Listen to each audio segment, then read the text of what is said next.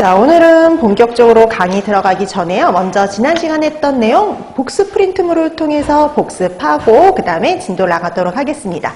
자, 우리가 지난 시간에 했던 위생의 개요부터 해가지고요. 세균과 관련된 문제들, 관련된 복습 문제부터 확인할게요. 딱 18문제입니다.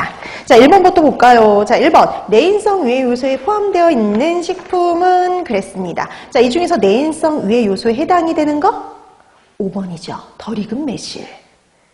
그럼 1번에는 농약, 그 다음에 3번이 맥각이 혼입된 호밀, 이런 애들은 외부에서 온 거죠? 외인성입니다. 그 다음에 2번에 있는 가열 처리한 튀김, 유지, 숯불에 탄 돼지고기, 이런 애들은 유기성 유해 요인으로 분류되죠. 그러니까 이렇게 해서 시험 문제에 출제가 된 적도 있었어요. 자, 1번의 답 5번이 되겠고요. 그 다음에 2번. 식품의 외인성 유해 요소는 이랬네요. 이 중에서 외인성에 해당하는 거? 4번이죠. 1번에 있는 니트로사민, 그 다음에 3번에는 과산화물, 이런 애들은 유기성 유해 요인. 그 다음에 2번에는 보고독, 그 다음에 5번에 있는 식이성 알레르겐, 이런 애들은 내인성 유해 요소로 분류됐었죠. 자, 이렇게 1, 2번 다 최근에 나왔던 형태. 그리고 또 작년에는 유기성 유해 요인이 나왔으니까 이제 여러분 시험에는 내인성 아니면 외인성이 나올 가능성이 좀 더 높죠. 자, 그 다음에 3번. 식품위생법에 근거한 식품위생의 범주에 해당하는 거. 우리 식품위생의 정의 있었죠. 그때 식품위생법에 보면 그 범위가 잘 나와 있었어요. 답은 5번이죠. 식품에 들어가는 첨가물, 기구, 용기, 포장까지가 대상이 됩니다. 그래서 3번의 답 5번이 되겠고요. 그 다음에 4번. 자, 비교적 소량의 검체를 장기간 계속 투여해서요. 그 영양을 평가하는 시험으로 적어도 2종류의 동물로 최대 무작용, 포인트는 이거죠. 최대 무작용량을 구하기 위한 시험이다. 그러면은 만성 독성 시험. 답 1번이죠. 그래서 4번의 답 1번이 됩니다. 그 다음에 5번. 시험 물질의 독성을 반수치사량. 우리가 최대 무작용량 하면 만성 독성 시험이었듯이요. 반수치사량 LD50 하면은 급성 독성 시험이었습니다. 그래서 5번의 답 2번이 되죠. 자, 그 다음에 6번. 해썹의 7원칙 중에 5번째 원칙은 순서 나온다고 했죠. 그래서 순서, 이런 형태로도 나올 수 있고요. 나열하라는 문제가 나올 수도 있는데요. 자, 6번은 5번째 원칙을 찾으라는 문제입니다. 이 중에서 5번째 원칙은 5번이죠. 그쵸? 개선 조치 방법 수립 5번입니다. 자, 그래서 여러분들 항상 순서는 나열하실 수 있어야 돼요. 자, 그래서 6번에 답 5번이 되겠고요. 그 다음에 7번.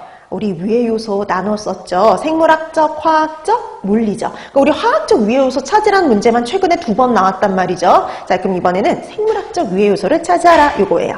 자, 이 중에서 생물학적 유해 요소에 해당이 되는 거 2번에 있는 기생충이죠. 그래서 미생물들, 그리고 그 다음에 기생충, 이런 애들이 바로 생물학적 유해 요소로 분류가 됩니다. 그래서 7번의 답 2번이 되죠. 그 다음에 1번에 있는 보고도, 그 다음에 5번에 있는 살균 소독제, 얘네들 화학적 유해 요소들입니다. 화학적. 그 다음에 쥐사체라든지 머리카락, 이런 애들은요, 물리적 유해 요소였어요. 자, 그래서 이렇게 분류하는 연습해 두시면 됩니다.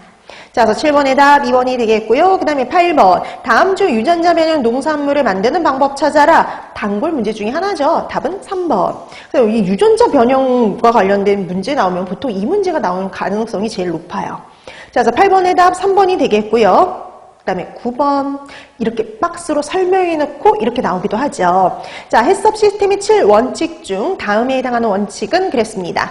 중요 관리점에서 설정된 한계 기준을 적절히 관리하고 있는지 여부를 확인하기 위해서 수행하는 일련의 계획된 관찰, 측정하는 행위. 우리 한계 기준 마련해 놨는데 그 기준을 제대로 지키고 있는지 관찰하는 걸 뭐라고 하냐면 모니터링이라고 했었죠. 답은 2번이 됩니다. 자, 그래서 9번의 답 2번 모니터링 체계 확립이었어요. 자, 그 다음에 10번. 중요 관리점에서 유해 요소 관리가 허용 범위 이내로 충분히 이루어지고 있는지 여부를 판단할 수 있는 기준이나 기준치를 가지고 뭐라고 그랬냐면 한계 기준 이렇게 얘기를 했었죠. 자, 그래서 10번의 답 1번이 됩니다. 그 다음에 11번. 식품안전관리 인증기준 적용 업체에서 모든 기록은요, 특별히 규정된 것을 제외하고는 최소한 몇 년은 보관을 해야 됐었냐면 2년이었죠. 자, 그래서 11번의 답 4번이 되겠고요. 그 다음에 12번. 해썹 시스템의 7원칙을 적용하기 위한 사전 단계에 해당이 되는 거는, 자, 우리 7원칙 전에 사전 준비 단계에 해당하는 걸 찾아라 라는 문제죠. 그래서 사전 준비 단계에 해당하는 거 2번입니다. 그래서 12번의 답 2번이 되죠. 2번 빼고 나머지 1번, 3번, 4번, 5번은요, 다 7원칙에 해당이 됐었어요. 자, 그래서 7원칙하고 사전 준비 단계 구분하실 수 있어야죠. 그래서 12번의 답 2번이 되겠고요. 그 다음에 13번. 식품 안전관리 인증 기준 12단계 중에서 효과성과 실행 여부를 확인